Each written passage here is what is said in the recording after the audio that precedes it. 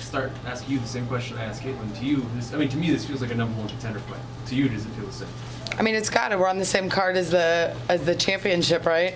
It would seem only fair. Caitlin was, when I left to come up to bantamweight, she was the girl at flyweight that everyone, knew about most. So, yeah, I do believe so. How does it feel to be back in Toronto? I know you were here when you were younger. Does it feel, obviously feels a bit different this time for business? Yeah, I think the last time I was here was when my 19th or 20th birthday, and I did the whole hey, let's go to Canada and drink because I'm from Cleveland, so it's only a couple-hour drive away. She's gonna come say hi to all you guys, so feel free to say hello. She's a social butterfly. No, she's fine. It's really fun watching you fight because it looks like you like being in there. That's where you want to be. Yeah, I feel more comfortable now. I don't know if it's just, it's came with age or it's come with the weight class. I should have never been a bantamweight, and I feel like everyone's judging me based upon my bantamweight years and then, forget that I did a lot of really great things in the years that women's MMA was pretty much nothing. Before the Gina Carano's, when there was Debbie Purcell and there was myself who, were the front runners for really women's MMA. And, being one of the first females to fight in Ohio, and let alone even in the United States, I'm kind of utilizing the underdog thing, the underrated thing. So, I've enjoyed being in there at 25. The weight cuts make me hungrier, makes me want to prove something to myself. That all of this dieting, all of this regular training it means something. There's tons of challenges to trying to become a professional fighter. When you started fighting, it was 10 times harder for women.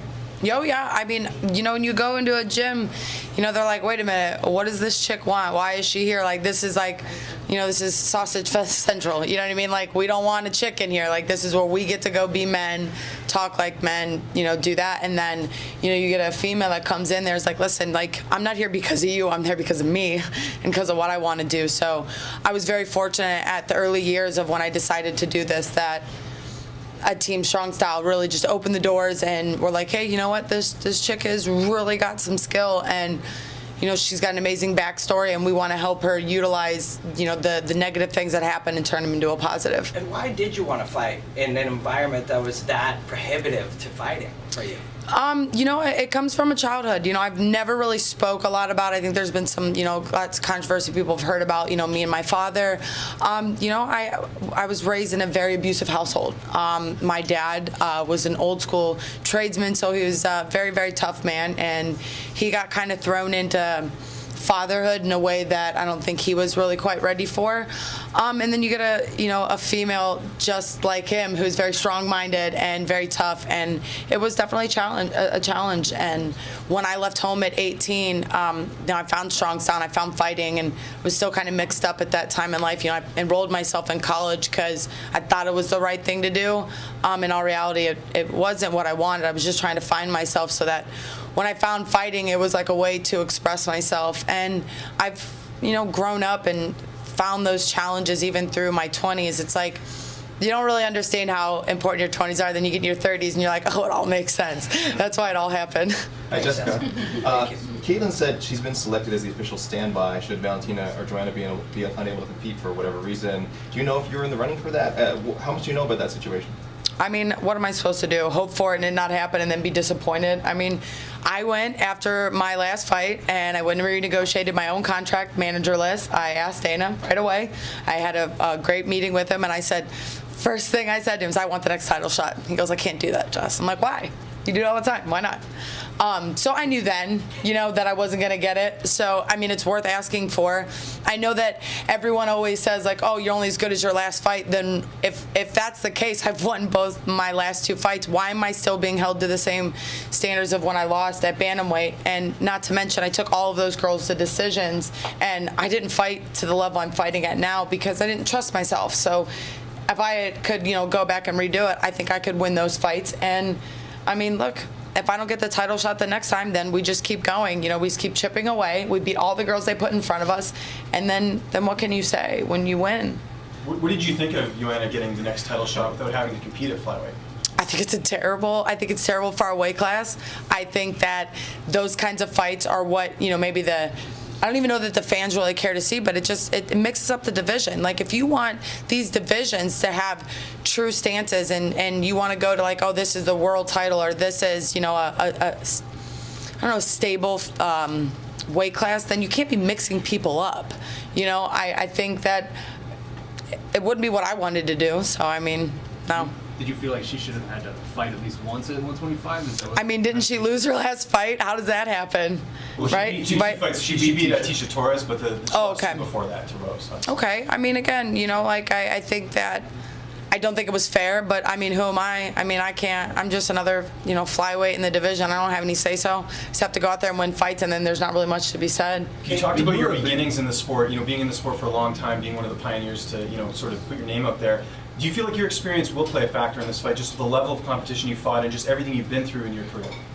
Yeah, I do. I mean, I don't know what Kujagin's been through, you know, so I mean, I can only think that, you know, and only believe that I am fully prepared and all levels and the experience level, even just, you know, having so many UFC fights, being in a position where, you know, I was close to a title fight, just like when I fought Misha. I remember being at the Misha fight and being like, you know what, like, I'm so excited to be here. Like, I'm going to get the next title shot. Like, I'm going to beat her.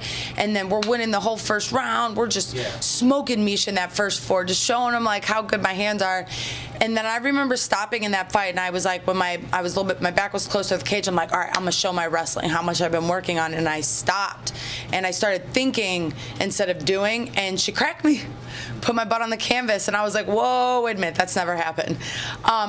So I think the last time compared to this time is that I was happy just to be in, you know, considered for something. Like, I'm not setting myself up for failure. I'm setting myself up for success, and I'm looking at just the task at hand right now. Let's get through this fight, and let's negotiate and think about things afterwards. Jessica, you were the biggest. Got the longest reach in the division, the tallest. But fighting up at bantamweight kind of prepped you for these tall fighters. I mean, yeah, I fought Leslie Smith. Leslie Smith was the same size as her. I cracked her ear off.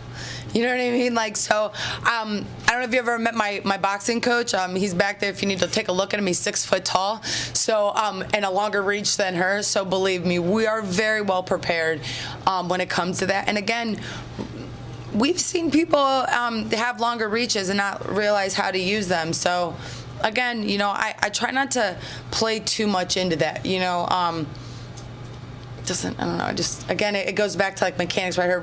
Her reach might be longer because my back is bigger, you know what I mean? Like, so there's a lot of things that go into it, so I don't really pay that much attention to it. So you were the biggest advocate for this division for years, even before it existed in the UFC. It's been here now for about a year, and it seems like it kind of struggled to get going with Nico. I'm just curious for your opinion. Why does it feel like it's taken so long to maybe latch on? They chose the wrong girls to represent it. I mean, Dana and Sean will go back and tell you how many times, like, I've begged for it. I've begged for flyweight, you know, and even when I was at bantamweight, like, I did things different that I probably shouldn't have. You know, I put on bad weight. I wasn't my normal, like, athletic self. Like, I wanted to be bigger in size because I was a little nervous about, you know, some of those girls. I grappled Misha, and I keep bringing her in because she's really an incredible person, and I've gotten the chance to speak with her and compete with her. But we did a submission grappling match, and I came in, like, trying my hardest to be at, like, 145, and she was 162 a week after fighting Raquel. And that was, like, my true, like, wow, you know, like, that's the difference in the weight classes of the girls, that even if I tried to walk around at 145 to even cut down there, like, the size was there, you know what I mean? Like, if I gave you a choice, you want me to drop a 5-pound kettlebell on your foot or a 1-pound, right? You're going to choose the 1 pound, but there's weight differences for a reason.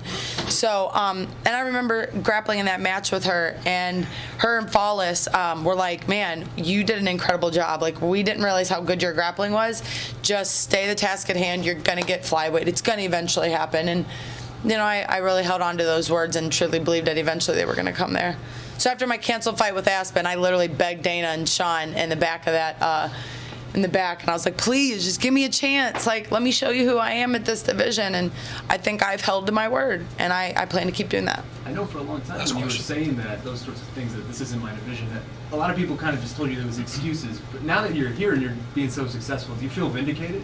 Yeah, absolutely. You know, I got cut from the B word about 6 years ago, and that's when, the UFC kind of brought me up. So on Saturday will be 6 years from the last time I got my submission victory, and that was a standing arm triangle in 58 seconds. So I'm kind of excited to relive that, and that was my chance at stardom and my chance at changing my life, and that's how I'm treating this weekend as life-changing and a chance to show you guys and show myself, right? Like, I am who I say I am because I say so, not because of what other people think. So, Thanks, Jess. bye. Thanks, guys. Thank you.